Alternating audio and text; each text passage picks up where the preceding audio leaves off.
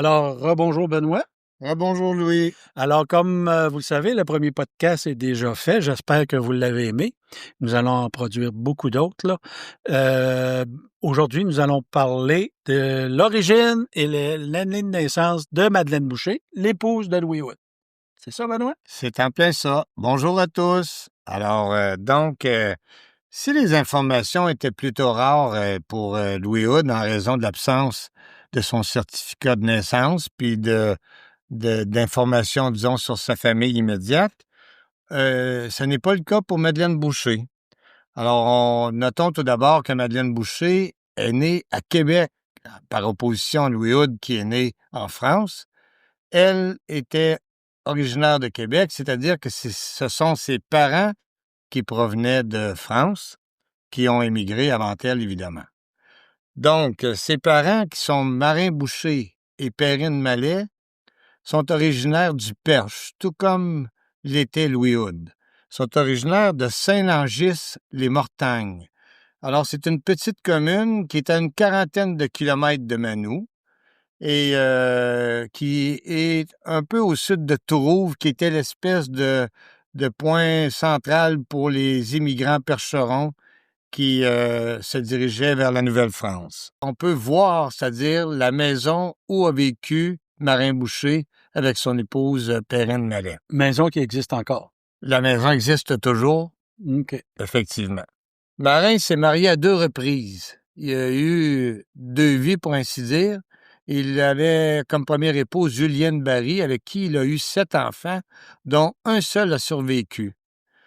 Alors, c'est un mariage plutôt malheureux, il faut le dire, là. Donc 6 enfants qui meurent en bas âge. Et son épouse décède elle-même, il me semble, le 15 décembre 1627. 2 ans après, Marin Boucher va épouser Perrine Mallet, qui est donc la mère de Madeleine Boucher. Avant de venir en Nouvelle-France, le couple Marin Boucher et Perrine Mallet avait eu 2 autres enfants, 2 garçons. Et puis, donc, Marin avait aussi, de son premier lit, un garçon qui avait survécu, qui s'appelait François.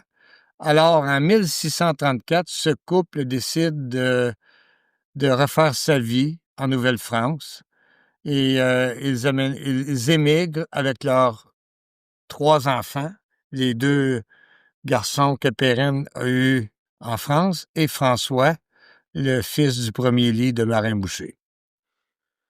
En 1634, donc, ils arrivent au pays, s'installent dans le coin de Québec, et c'est là qu'est née Madeleine Boucher. Après leur arrivée au pays, donc, Marin et Perrine c'est-à-dire que Perrine a donné naissance à 5 autres enfants, 2 filles et 3 garçons. Madeleine Boucher a donc 2 sœurs, Françoise, qui est sa sœur aînée, et Marie, une sœur qui est plus jeune qu'elle.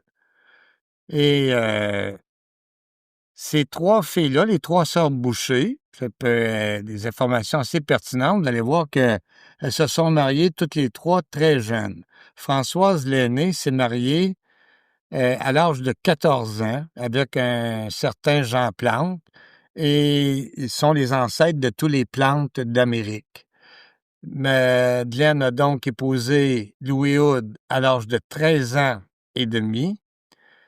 Et les Hoods sont les ancêtres c'est-à-dire qu'ils sont les ancêtres de tous les Hoods.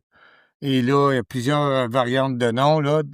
Houle, Desrochers, Desruisseaux, Leclerc, Bellefeuille.